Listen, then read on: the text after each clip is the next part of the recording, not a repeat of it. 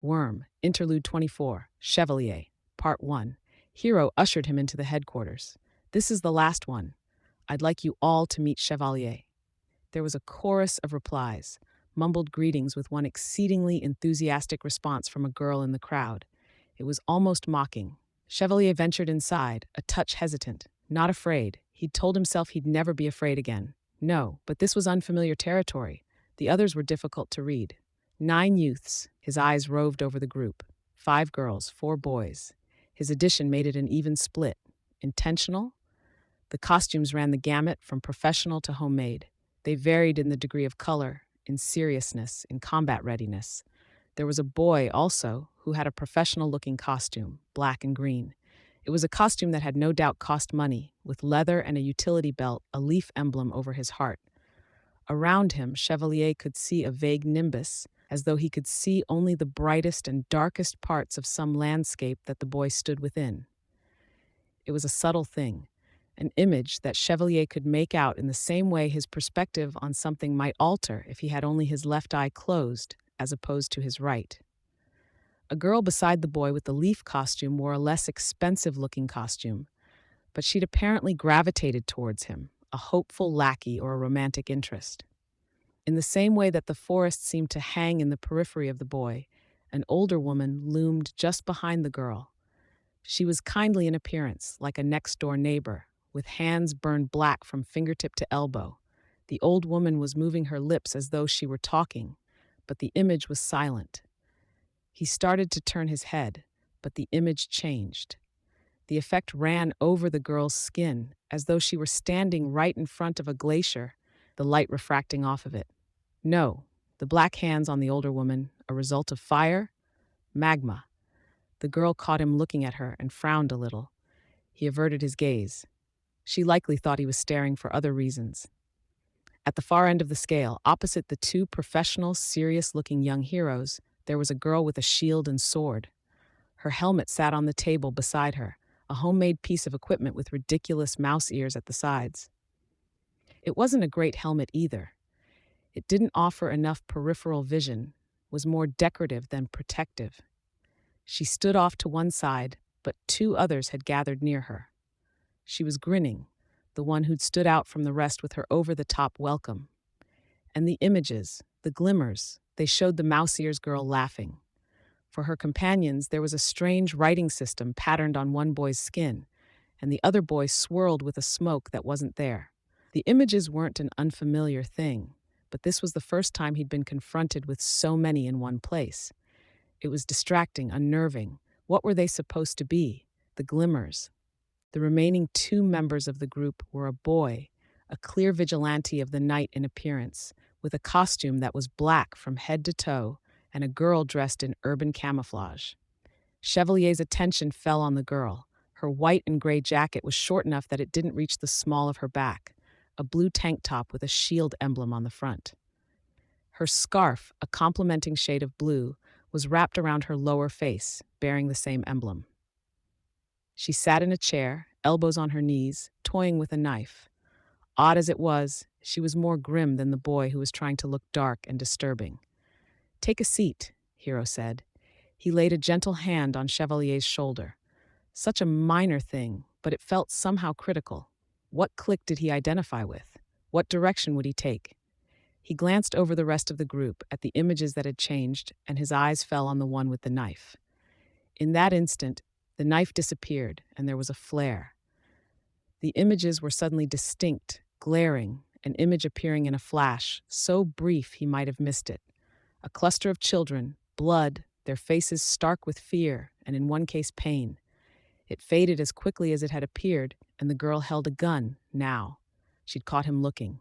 Meeting his eyes, she changed it again. The image that flickered was of her, holding a gun with a silencer on the end, pointing it. Her expression was one of desperation. She'd changed the gun for a machete, apparently unaware. He made his way across the room and seated himself in the chair beside her. She didn't even glance his way, her attention on the weapon as she ran her thumb alongside the flat of the blade. "Army girl doesn't even speak English, you know," the boy in the nice costume said. "She speaks some," Hero said. "It's fine." "I'm just saying," the boy said. I think we all know what you're saying, Hero answered. You've made arguments about what you want the team to be, your desire to be taken seriously. Chevalier watched the exchange carefully. His eyes fell on the figure behind Hero, and he tried to focus his attention on it. It moved with glacial slowness, a four-legged creature with legs so long that the window around Hero didn't even show its main body. Finger-like appendages at the base of each leg carved diagrams and ideas into the soil beneath as it walked.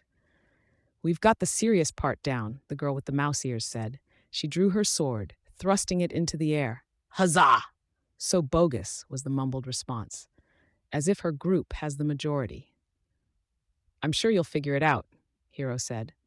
A lot of you have been through a lot, and some of you have only just stopped. Stopped running, stopped fighting, stopped dealing with a long series of crises. Hero's eyes briefly fell on Chevalier. Chevalier lowered his eyes to the floor. The important thing to remember, Hero said, is that you've got time.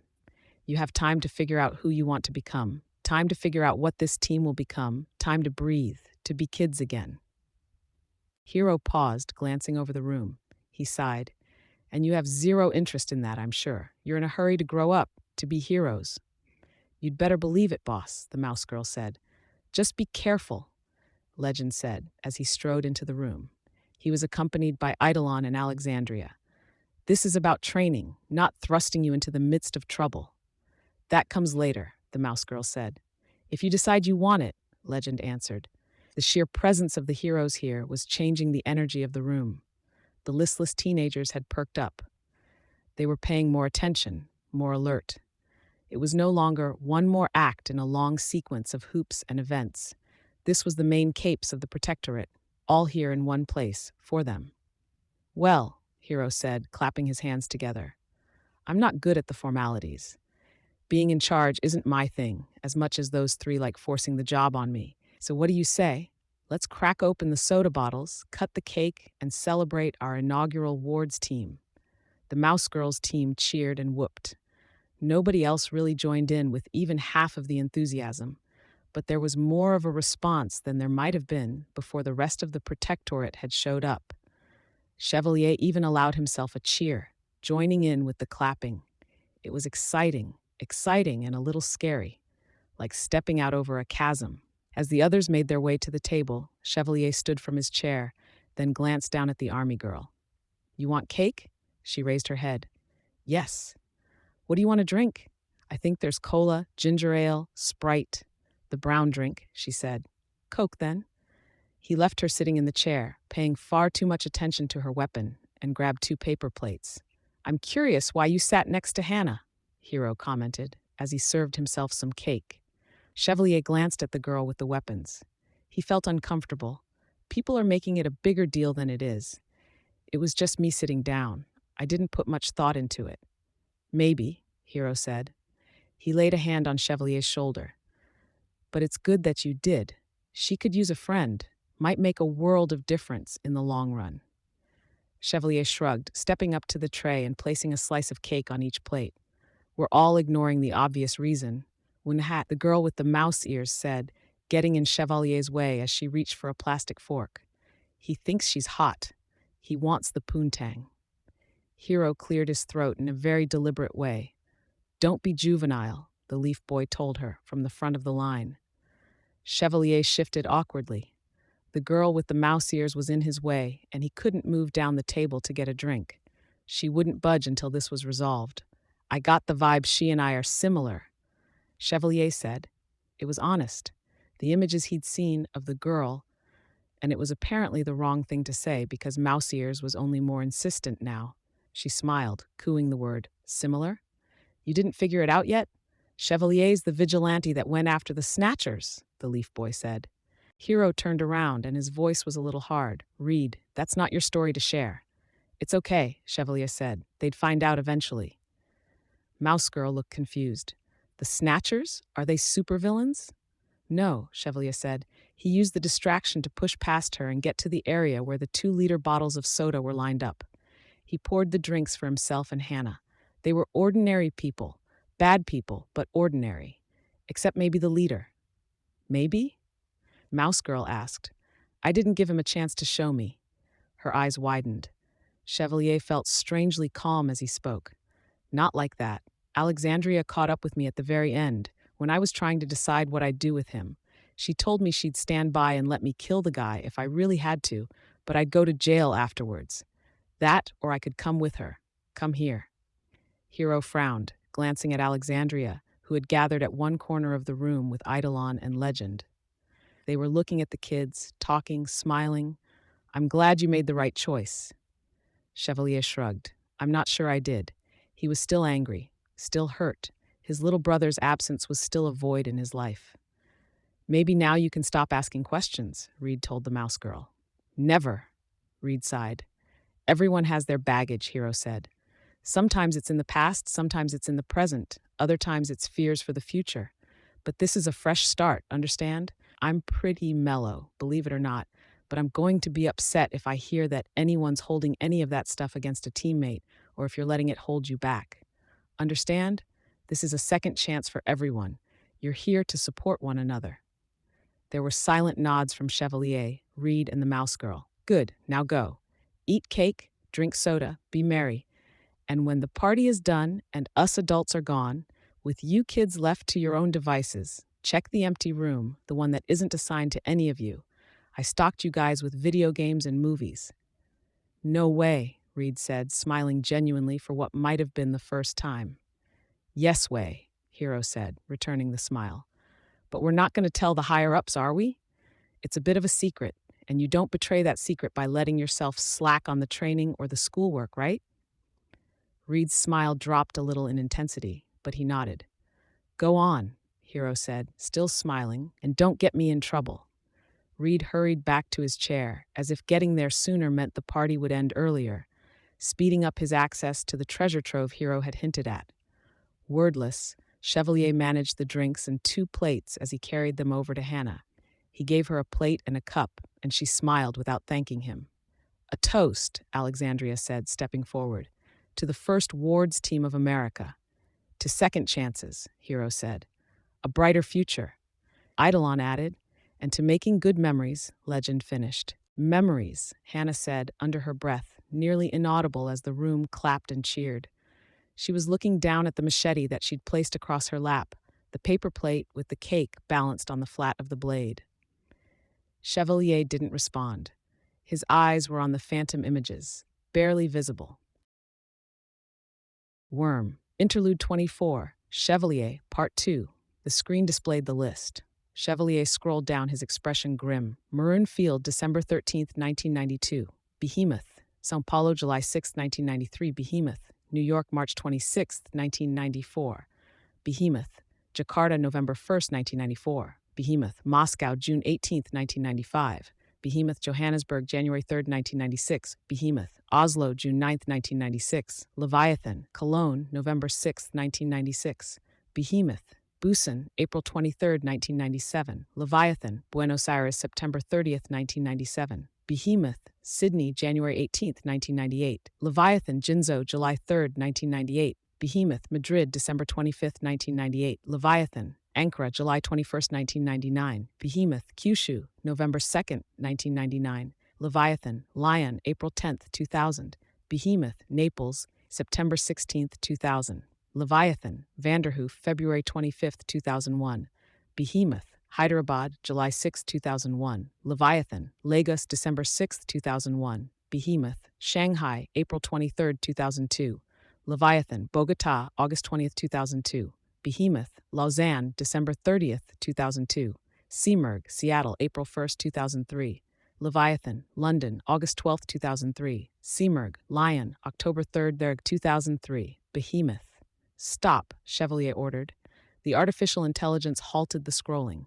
The scroll bar wasn't even at the halfway mark. Brighter future indeed. He rubbed at his eyes, suddenly feeling very weary. Nothing worked out like it was supposed to. The wards were supposed to be a safe haven for teenaged capes, buying them time to prepare themselves, to train and figure out what they needed to figure out.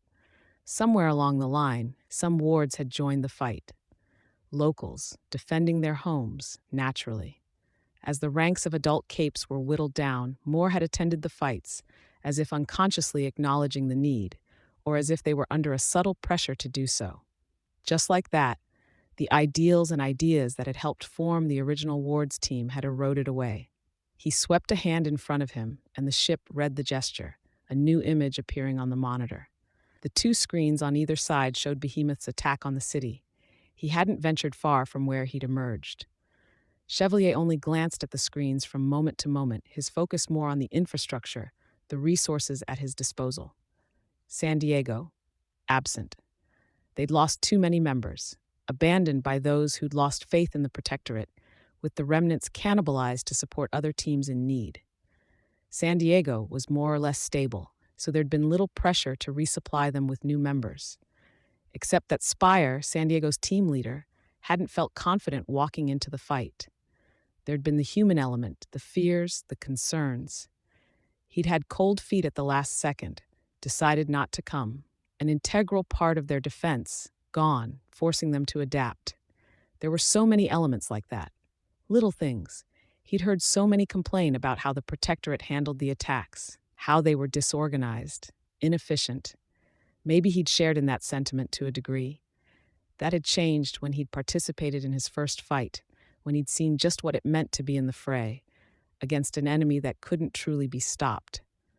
But still, he'd harbored doubts. Then he'd taken command of a team, and he'd seen the process of trial and error as they learned their opponent's capabilities, saw how Leviathan or the Simurgh could keep tricks up their sleeves for years before using them at a critical moment. Even now, they didn't fully understand the Simurgh's power, how long it might take someone to recover, if recovery was even possible. And now he led the attack. He drew in a deep breath, then exhaled. Focus on the present. He'd lose it if he dwelled on the pressures, on the fact that every attack to date was another added pressure, a set of losses to avenge, a step towards mankind's fall. Vegas was absent too. They'd turned traitor, walked away. Satirical had turned down the offer for a ride to the battle, claiming they'd make their own way. It was disconcerting to think they had access to transportation in that vein. Teleporters? A craft that could and would carry people halfway around the world fast enough? Disconcerting to think they had access to resources like that so soon after defecting. But not surprising. Brockton Bay, in large part, was sitting this one out. Hannah wasn't a true asset against Behemoth. Besides, the truce was in worse shape than it had been even in the beginning, and the portal too important. He allowed himself a moment to think of Hannah. They dated briefly, then separated. It had been a high school romance, and they'd both been too busy to really pursue things. What had been 1 or 2 dates a week became maybes, then had ceased to happen at all. He'd graduated to the Protectorate, changed cities, and they hadn't said a word on the subject. Chevalier had seen her grow, though. That was what he kept in mind to assuage his disappointment over the way things had gone. She'd come into her own, confident, intelligent. In a way, he was glad she wasn't coming. He turned around to face Rhyme and Exalt. He could see the shadows as he now thought of them. Rhyme's younger self accompanied her, sitting on the bench beside her, arms folded around her knees, face hidden. The real Rhyme was sitting on the bench, a fold-out table in front of her, a laptop open. And Exalt? His shadow was barely visible, impossible to make out. When it came to the fore, though, Chevalier knew it would look much as Hannah's power did in its transitions. Phantom images. He'd raised the subject of the images with others. When his proximity to Eidolon had started to give him migraines, he'd confessed about the images. He'd feared a kind of schizophrenia, but Eidolon had reassured him otherwise. It was a piece of the puzzle, but that puzzle was still far from complete. Until they had more to work with, it was merely data. Glimmers of memories and dreams, the conclusion had been, after long discussions with Eidolon and the parahuman researchers, an effect of the thinker power required to manage his own ability, tied to trigger events in some fashion. Except now he was wondering if he'd been misled. Eidolon was a traitor, one working for a group that clearly had some deeper understanding of powers. Maybe it had been in Cauldron's interests for Eidolon to lie about this. Record numbers. Lots of capes are coming, he said. Rhyme and Exalt both looked up. But, Exalt said. He seemed to reconsider before finishing his sentence. But we're disorganized, Chevalier finished it for him. People we should be able to count on are gone. Plans we had are falling apart because those people aren't there. Exalt nodded. PRT wants us to play this up, Chevalier said.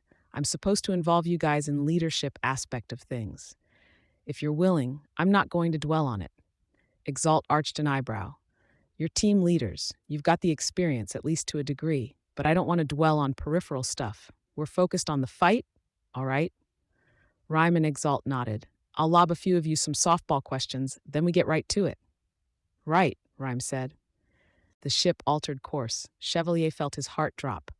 Silk Road's power wasn't giving them any forward momentum anymore. They were close. Landing in a minute. You ready for this? Being leader for the first time? Exalt asked. No, not for one this important. Everyone who's paying attention knows this is a crucial one, maybe even the point of no return. We lose this. We lose New Delhi, and there's no going back. We'll never get to the point where we can consistently beat those motherfuckers, never recoup what we've lost. I screw up here and the world will know. They can't blame you, Rhyme said. They damn well can, Chevalier retorted. She frowned. The ship descended, 4 legs absorbing the impact of the landing almost flawlessly. He turned to the swords, set into the floor of the craft. There were 2.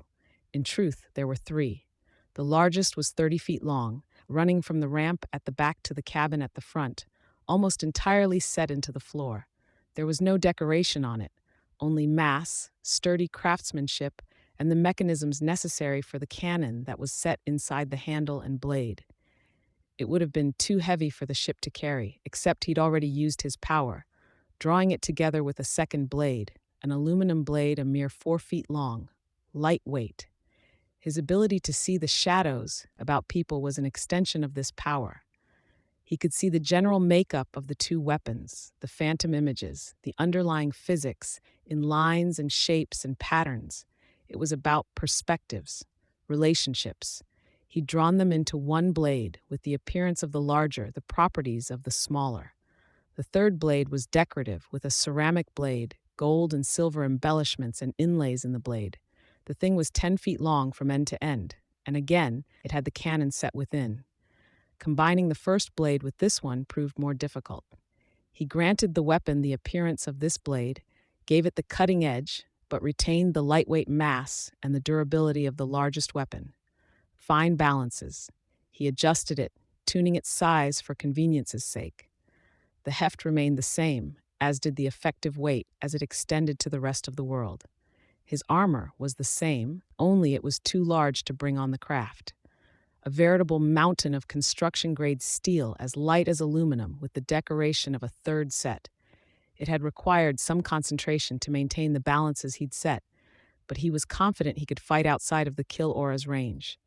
He glanced at Rhyme and Exalt, then nodded. The ramp opened, and the 3 of them emerged. There were heavy thuds and the sound of metal striking metal as the other ships landed, forming a ring with the doors and ramps pointing inward, a fortification to guard the arriving heroes. The Protectorate and Wards teams were gathering, with a degree of organization. His new Protectorate had gathered into the general positions they held at the conference table. Rhyme to his left, Exalt to his right, their teams behind them. And he couldn't help but notice the gaps. San Diego, Vegas, Brockton Bay, 3 of the more prominent teams in the United States. Defiant, Dragon and Weaver were among the last to arrive. They joined the unofficial Capes who'd filled the void that should have been occupied by the San Diego Capes. The ships have all arrived, Chevalier said, breaking the silence, starting his speech. Worm, Interlude 24, Chevalier, Part 3. It was only after the young bun were out of sight that Chevalier could breathe a sigh of relief. You know your roles, he said to the Capes who remained at Dafo. He searched the rooftop and found who he was looking for. Mr. Keene, walk with me. The dark-skinned man nodded assent, falling in stride. He wore a neat suit with a PRT pin, official identification on a lanyard around his neck. Morgan Keene was the PRT's liaison and ambassador to unofficial teams across the world. Chevalier could see the glimmer of a power there, suppressed, but there. The fact that the man was a parahuman employee of the PRT wasn't so unusual. The fact that it was a well-kept secret was. The power was out of sync, however, which was stranger still. Since Chevalier had chanced to make Morgan Keene's acquaintance years ago, the man's shadow had changed. The core elements were the same, but the appearance of it had changed enough that he'd wondered if the man had managed a second trigger event. He would have assumed so, except there was no intensity to corroborate the idea. It left him suspicious, but it wasn't a suspicion he could act on. In an ideal world, Chevalier hoped to replace Mr. Keene. In reality, the situation was too chaotic and Morgan Keene too entrenched in things. You're upset about the Yang Ban. I don't like surprises. I sent you a number of emails, 3 voice messages. Can we trust them? No, but they're still an asset. Alexandria wanted them on board. When you installed your new administration, they said to keep going. Chevalier sighed. Our thinkers are on board to advise with the concentrated defense. I've coordinated the foreign capes, arbiters handling some of the translations. Okay, and our less legitimate thinkers? Accord and Tattletale. Yes. Rhymes set them up with access to the PRT databases. Connection is slow, but remains strong. Chevalier nodded. I'll talk to them. Of course, Mr. Keene answered. Chevalier made his way to the downstairs room. He paused at the entrance. Tattletale's shadow peered around with a dozen eyes all at once, each set different in design, in appearance, and apparent function. A mosaic. Accords was a glimmer of an old computer, the edge of a desk that wasn't there. It wasn't as meaningful as it had appeared to be at first. They were only figments of ideas that had been codified and collected in times of stress. Ideas imprinted on a malleable surface during trigger events, or moments when trigger events had been on the verge of occurring. As an individual's power waxed and waned, the images grew more distinct, shifted between the images personal to the cape in question and the stranger, dreamlike aspects that seemed to relate to the powers. Accord, Tattletale, do you have something constructive to offer? Yep, Tattletale said. Your defensive lines are a disaster waiting to happen, Accord said. Straight to the point, Tattletale commented. A disaster? Chevalier asked. I'm wondering if you've done this on purpose, Accord stated.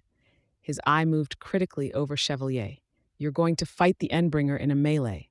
Yes, Chevalier said. And you've picked the new Protectorate team with the idea that they would support you. The core team is all ranged. Yes, Chevalier said. Ego? Tattletale asked. Chevalier shook his head, then thought for a moment. Perhaps. Well, ego's a part of the job. Question is, can you live up to it? I can try, but more than anything, I'm not going to put people on the front line if I'm not willing to go there myself.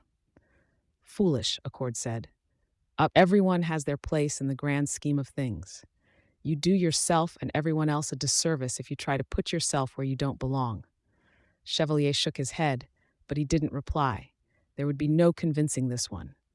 Accord continued. There are only 2 ways you could make this plan work. The first would be using a sword long enough to reach past his Manton effect bypass. The second is to somehow within that range and survive. Accounted for. Chevalier said, a touch irritated. He didn't need this. Not now. Usher, Tattletale supplied. Ah, I see, Accord said. And if Usher were to be struck down by a chance lightning bolt, we have fallback plans. Accord shook his head. I'll develop better. Chevalier grit his teeth. I'm watching him fight, Tattletale said, and something's off. I've been watching old videos of the Endbringer fights, looking over maps, and it doesn't fit together. What doesn't? Her finger tapped hard on the map she'd printed out. Location, pacing. They're toying with us, acting. You're crediting them with more intelligence than they have.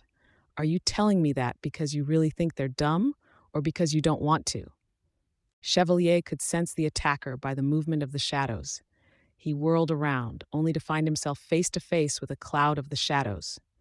The Yangban, one of them. An assassin? He couldn't even make out the figure, behind the layers of images. Glimpses of 20, 30, 40 trigger events. Defying the truce here? Now? He felt his anger stirring. He adjusted the balances of his blade, maintaining the reach, the appearance, but he altered its interaction with the rest of the world, maintaining its lightweight feel as far as he was concerned, changing it in other respects. You lunatic. He had his sword out in a flash, swung. A force field appeared, but the weapon breezed through it as if it weren't even there. It was, in all respects except appearance, and the ease with which he moved it, a weapon that weighed upwards of 50 tons, as durable as the heaviest weapon. The cutting edge of the ceramic blade. His opponent slipped out of the way, and images flared with life as he drew on a power to fly. Chevalier couldn't make him out in the midst of the shadows. Did the Yangban know this would trip him up, slow him down? It didn't matter. The attacker didn't have offensive strength. 2 more attacks failed to penetrate Chevalier's armor. He advanced, swung, thrusted, and his opponent stepped back, narrowly dodging. Chevalier pulled the trigger, but a power flared and the shot jammed in the chamber. Can't afford to expend resources on this. Have to prepare for the fight. He followed up with more swings, each missed by a hair. His opponent was scared, frantic, and suddenly his opponent was a distance away. The images, the movement of the clouds outside, telltale signs of being stopped in time. He advanced, felt another attack fail to penetrate his defenses. Again, time stopped. His opponent used the window of opportunity to back away. In between the following 2 pauses, he could see Accord and Tattletale change places, moving to the door, now barred with a force field. They'd have to hold their own. Chevalier assessed his opponent, as best as he could, through the storm of hellish images. Each of them was fractured, broken. Nothing to be gleaned from them. But the opponent was sloppy, letting him get dangerously close between resets. It was a question of letting him make a mistake, occupying his attention, so the thinkers would be safe. A chess game, moving the knight to keep the king in checkmate. There was only so much space in the room, and he could position himself to force the Yangban member to move further, to have less time to act, leaving more room for a mistake. No, he could hear Accord murmuring, the word barely above a whisper. He chanced a glance at the pair. Tattletale had a hand on her holster, and Accord had stopped her. He didn't get a chance to see anything further. He felt the strength go out of his lower body, a slow but incredible pain tearing through his midsection. The laser. How? He had only a moment to adjust the balances in his power, so the blade and armor wouldn't crash through the floor and tear down half of the building. Worm. Interlude 24. Chevalier. Part 4. I missed the fight, he realized as he woke in a hospital bed. The ground rumbled violently. He looked up to see Tattletale in the corner of the room, half of her attention on what was happening outside the window, the other half on a phone. He's here? She turned to him, tapped her throat. He could see the tube in her throat. He sighed. She approached the bedside, attention on the phone. She held it out for him to read. A notepad executable read, has here. Defenses crumbled in a minute. Rhyme dead. Melted off more than half his outer body, and he's still fighting. Last stand to protect hospital for evac, and he cutting them down. Chevalier shut his eyes. We lost. Tattletale was already typing again. Her expression was grim as she focused on the phone. He tried to sit up and found himself unable. It was a pain concentrated in one area, but it was so immense that made his entire body react. His ears buzzed, his vision wavered, and every muscle clenched as he lay there, trying to ride it out. She showed him the phone as he lay there, panting. He's still at full strength. Shouldn't be. He's an onion, inner rings progressively tougher. Next 15% way tougher than rest combined. I know this, he gasped out the words. He moved the sheet to examine himself. His breastplate had been removed and his stomach had fresh incisions on it, with sutures holding them closed. How long had he been out? She showed him her phone again. They stapled your gut up. If outer body is like this, then why does he have it? Useless. He reached up to swat the phone away, felt a pull on his stomach and winced instead. He knocked it out of the way with his other hand. Still painful, but easier. She drew it out of his reach, started typing again. He turned himself over in the bed, nearly retching at the intensity of the pain, but he found himself on his side. Even at the weight of aluminum, the armor on his legs and hands was heavy enough to help weigh him down, hold him in position.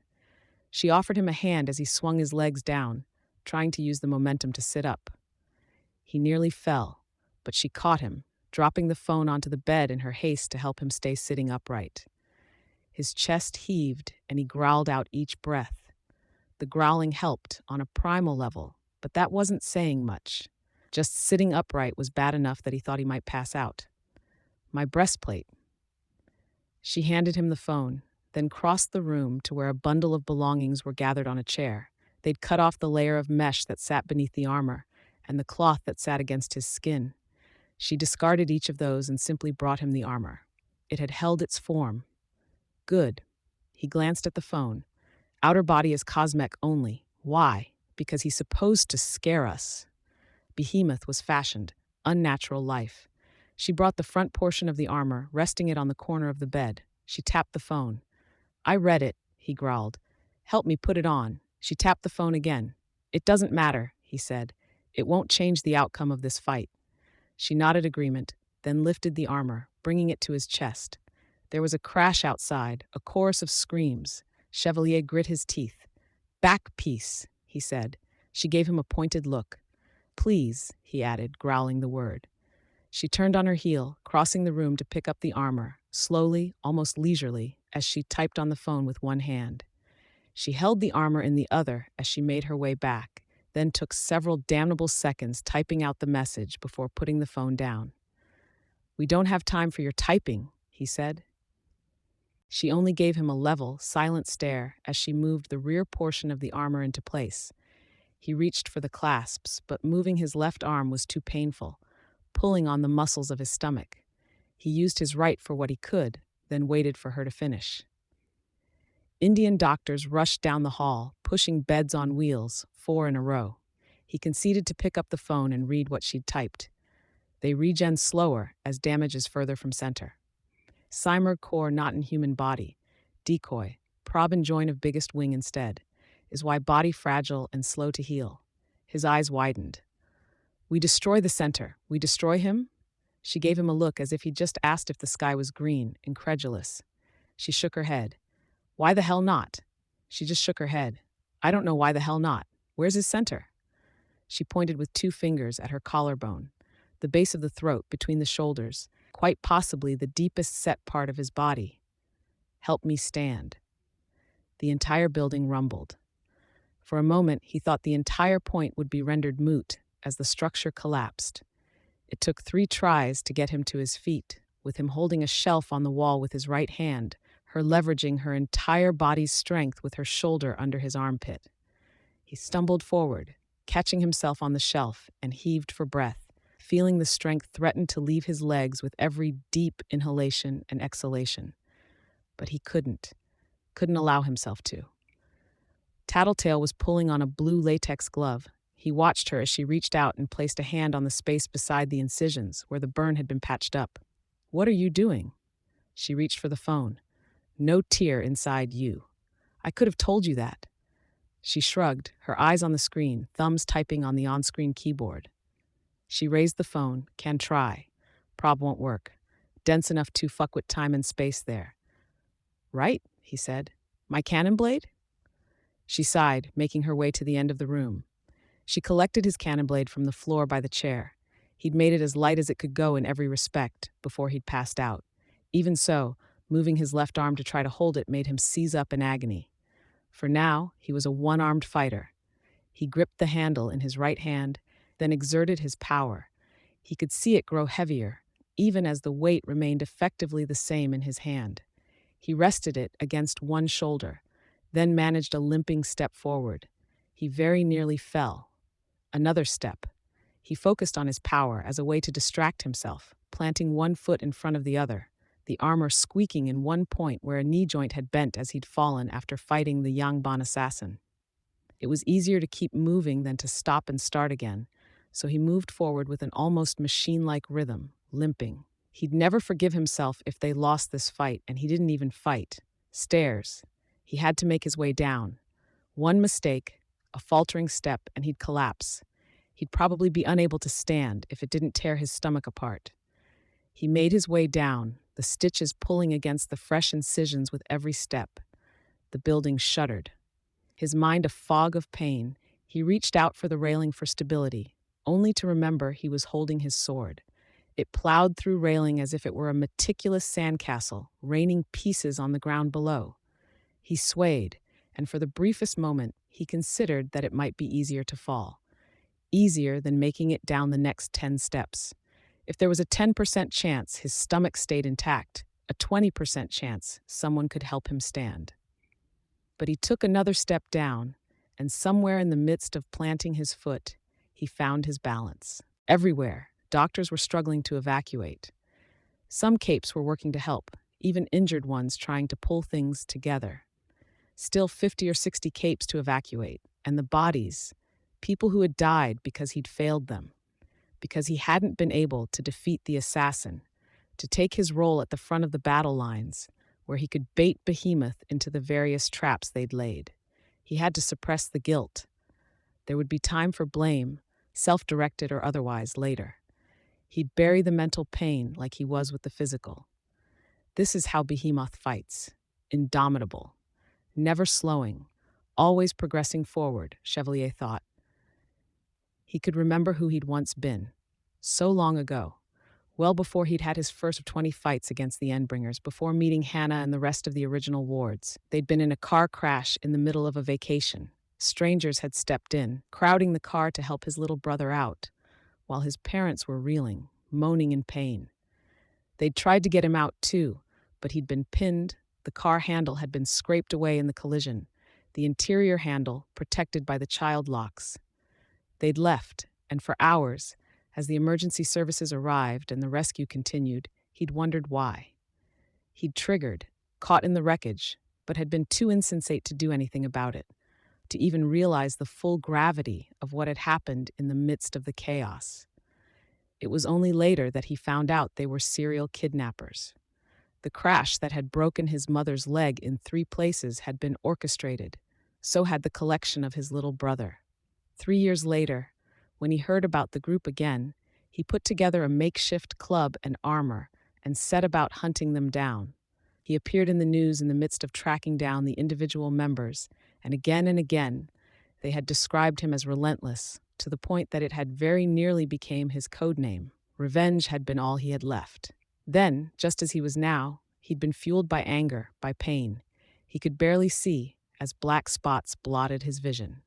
Revenge, again, was his only option.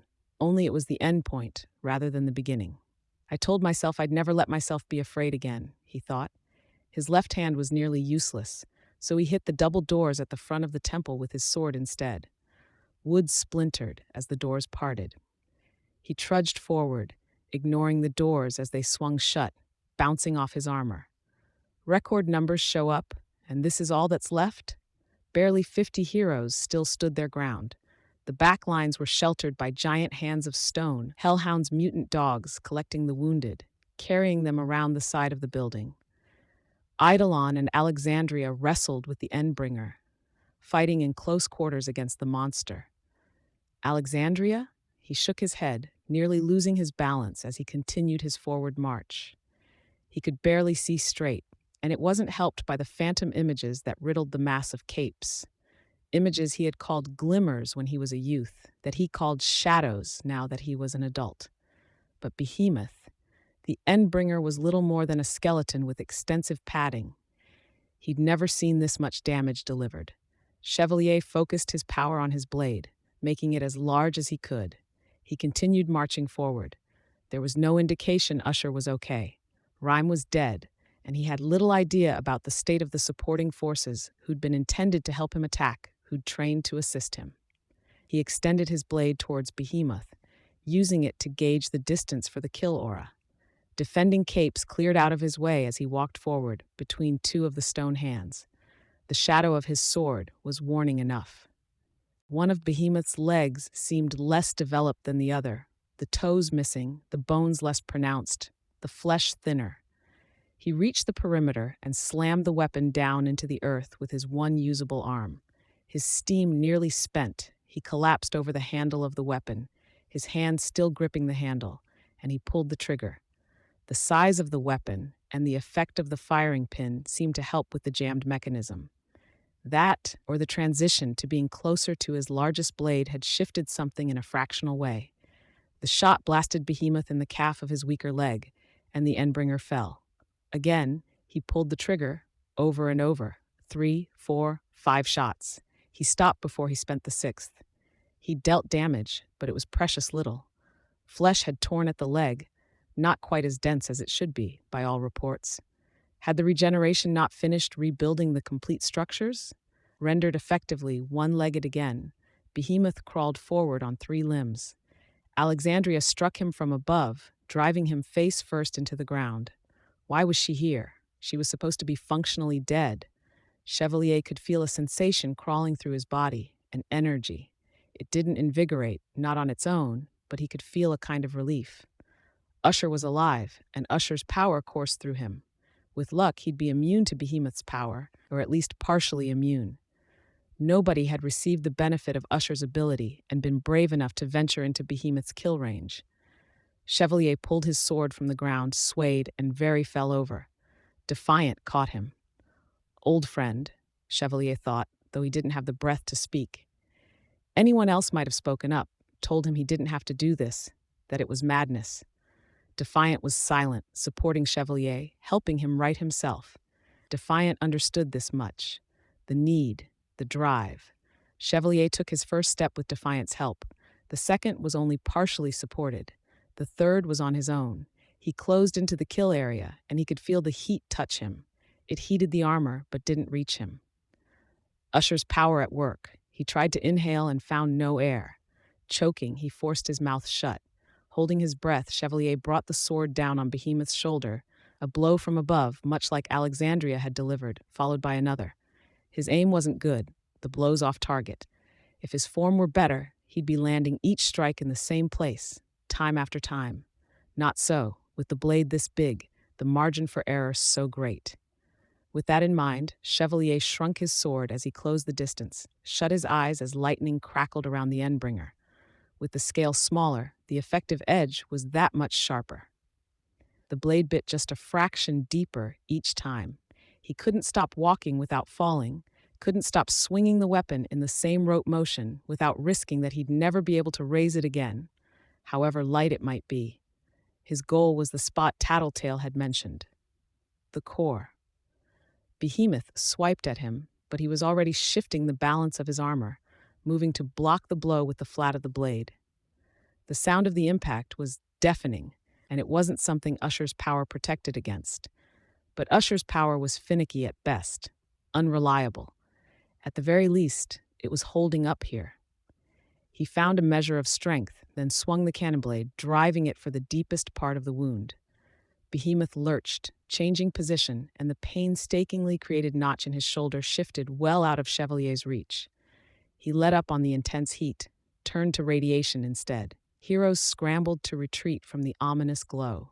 Bastard, Chevalier swore. He released a sound somewhere between a moan and a groan, exhaling the last of the air in his lungs, greedily sucking in air. Something flew past him, shearing straight through Behemoth's chest. A wheel of metal, thin, with two bars sticking out of the center. It cut through the endbringer like he wasn't even there. Dazed, lungs fit to burst as he held his breath, barely coherent, Chevalier turned. He saw Tecton with his pile drivers extended, Weaver just behind him, along with two of the new wards. The white supremacist's child they'd picked up in Boston, and a boy in a white cloak. They stood all the way at the back lines of the battlefield, by the temple, along with a character he didn't recognize. A girl in black. His eyes settled on Weaver, surrounded by the nimbus of her power, which glowed with an intensity that surpassed any and all of her teammates. When she stepped forward, it was like she was pushing against a curtain, only it was a membrane, a network of individual cells, each with tendrils extending out, so thin he couldn't make them out, except by the highlights that seemed to rush down them as she gave conscious direction to her bugs. Second chances. Chevalier thought back to his inauguration to the wards. He'd harbored doubts about taking her on board, but memories of that day had been a factor. He'd needed a second chance. So had Hannah. Colin even, though it came much later. It was a good feeling to see that coming into play. He knew she wasn't all the way there, but she'd taken a step forward. It was a better feeling to watch as Behemoth's shoulder shifted, attached by a mere hair. The weapon had cut through his ribs, torn through the space where his heart should be. That'll do. Alexandria hit him, and the arm came free. Behemoth lurched, planting his one remaining hand on the ground, and came just short of collapsing on top of Chevalier. He was only a few feet away, glowing with the radiation. I'm dead, Chevalier thought, without a trace of the despair he'd imagined he would feel. He tried to move to raise his blade, only to find his armor refusing to cooperate. It had melted, the joints and joins flowing into one another. His sword wasn't much better. The ceramic properties he'd applied to the edge were heat-resistant, but the remainder of the weapon were growing more nebulous in shape, the hottest parts of the metal flowing down to obscure the edge. He concentrated and found his power beyond his reach. Too tired, his stamina gone. Trapped in a hot wreck of metal, an explosive death just a short distance away. It had been his starting point, and it had been the end. It would be the optimal time for a second trigger event, the thought passed through his thoughts. Of course, the joke went that you couldn't get a trigger event by trying to have one, so even thinking about a second trigger event was enough to banish any possibility. Not so funny in this moment. His power worked best with similar things. Differences made it slower. It was why he had the same firing mechanism at the core of each of the 3 weapons he used for his cannon blade. Now, as the battle raged around him, he was nearly blind with the visor of his helmet melting, at his utter limit in terms of stamina and pain tolerance. Behemoth delivered a shockwave, and Usher's power protected him. His boots welded to the ground kept him from falling over. He reached for his power, grasping at his armor, and he didn't reach for anything familiar or similar. He reached for anything, everything. The ground, the soil, air. Somewhere in the midst of that desperate struggle, he found his armor coming apart. He wasn't even willing it, not even forming any coherent idea of what he was doing, but his power operated of its own accord. Free of the armor, he could move his weapon. It was slag, barely a sword anymore, but the core still had some density to it. He made it grow. He made the sword grow from 10 to 20 feet in length.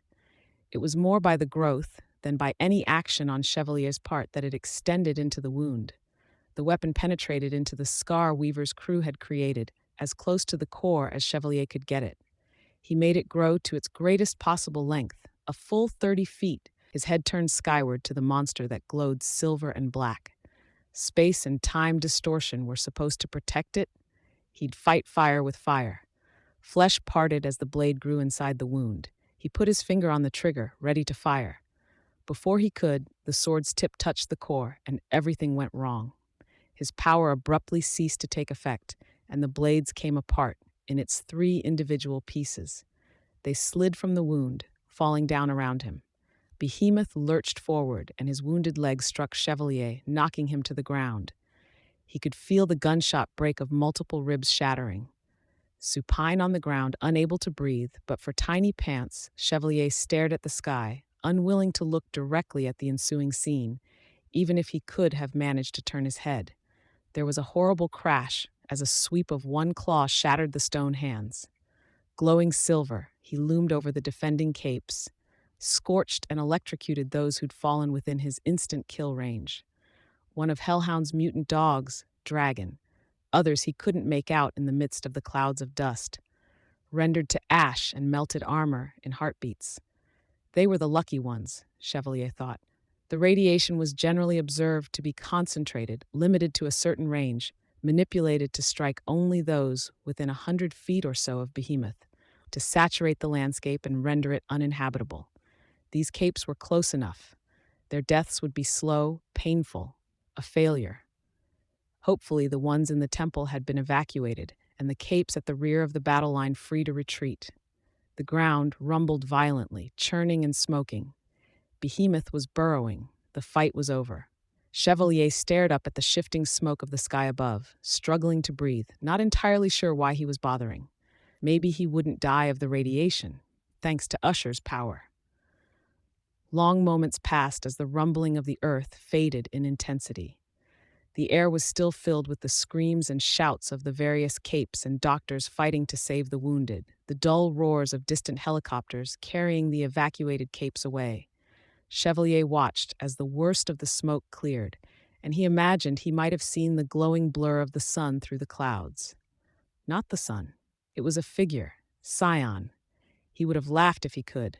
Too late. You showed up too late. Scion lowered himself to nearly ground level. His golden hair moved in the wind as he gazed over the battlefield. His white bodysuit was smudged here or there on the sleeves, but otherwise seemed so pristine that it seemed to glow in the gloom. No, part of that glow was real. The faint light touched Chevalier, and he could feel his breathing ease. It was reaching out to everyone present. A consolation prize? A bit of healing? Maybe a helping hand against the radiation for the others? He managed a soft laugh. The glow was making the pain easier to handle. He could almost breathe now. He closed his eyes and he felt a tear roll down from the corner of his eye. He suspected he wouldn't have been able to tear up without the healing. Not sufficient to fix the broken bones or the damage to his stomach, perhaps. He opened his eyes to look at Sion, to ask a question. But Sion was gone. A noise rose up from those who remained in the crowd. Gasps, cheers, shouts of surprise. Chevalier forced himself to move, stared at the spear of golden light that had risen from the earth, just on the horizon. Sion. He held Behemoth in his grip, released the Endbringer to fall 200 or 300 feet to the ground, struck his falling foe with a beam of golden light, as if to shove Behemoth into the ground. Behemoth's lightning crackled between them, catching Sion, but the hero didn't even seem to flinch. He hit Behemoth again, and this time the beam of energy didn't stop. With virtually every structure leveled, there was nothing to hide their view but the lingering smoke and dust, and even that wasn't thick enough to hide the light. The aftershock of it traveled across the city, quelling dust storms, blowing past the assembled heroes like a strong gust, faintly warm. Even though the ray didn't reach quite that high, the clouds of smoke and dust parted visibly above Sion. Chevalier watched, staring, belatedly thought to count how many seconds had passed. 1, 2, 3, 4. Behemoth generated a shockwave, but it was muted by the light, suppressed. 8, 9, 10, 11, 12. Behemoth's silhouette thrashed as he tried to move out from beneath the shaft of light, but Sion only reoriented the beam, keeping it fixed on his target. 16, 17, 18, 19, 20, 21. The light ceased. Behemoth was gone. A plume of dust rose from the earth at the very limits of their vision. Sion plunged beneath the ground, heedless of the intervening terrain. Again, Sion rose from a point beneath the shattered surface of the city. Again, he held Behemoth in his hands. Thinner than a skeleton, the Endbringer was little more than a stick figure from Chevalier's vantage point. Only this time, with a flare of golden light to accompany the movement, he tore the Endbringer in two. The legs came free of the pelvis as two individual pieces, and Sion obliterated them with a pulse of the golden light. The air that reached the crowd of wounded heroes was cool this time. In Chevalier's peripheral vision, people were emerging from within the temple. Chevalier didn't spare them a direct glance. If he was seeing what he thought he was seeing, then he wouldn't take his eyes off the scene for anything. Behemoth slammed his claw into the glowing hero, and the shockwave tore him free of Sion's grip. Sion followed him with a glowing sphere of light, and Behemoth redirected his fall, generating an explosion in midair, hurling himself towards the assembled crowd. Eidolon stopped him with a violet force field that spread across the sky, a solid obstacle to arrest Behemoth's momentum, stopping him dead in his tracks and leaving him suspended 100 feet up in the air. His one intact claw clutched the edge. Sion followed up with another shaft of light, and the force field shattered in an instant. Behemoth was slammed into the road, 3 streets down from the gathered heroes outside the temple. The Endbringer glowed, and the swelling light was too intense to look at. Just seeing it, there was no question of what he was doing. A final act of spite, turning himself into a bomb. A stream of darkness poured from one of the helicopters, filling the street Behemoth lay in. For an instant, the Endbringer was almost entirely obscured. Sion fired one more beam, and the darkness was obliterated, swept away. The silhouette of the Endbringer flickered, then disintegrated. There was no detonation, no destruction to the landscape, only the cleansing light. The beam dissipated, but its effects hung in the air, canceling out noise, stilling the air. Slowly, the crowd took up a cheer, a cry of victory from everyone with the breath to spare. As noise returned to the landscape, the stilling effects of Sion's light fading, Chevalier closed his eyes, listening. with the noise of the helicopters and distant fires mingling with the shouts and hollers of joy from the defending capes.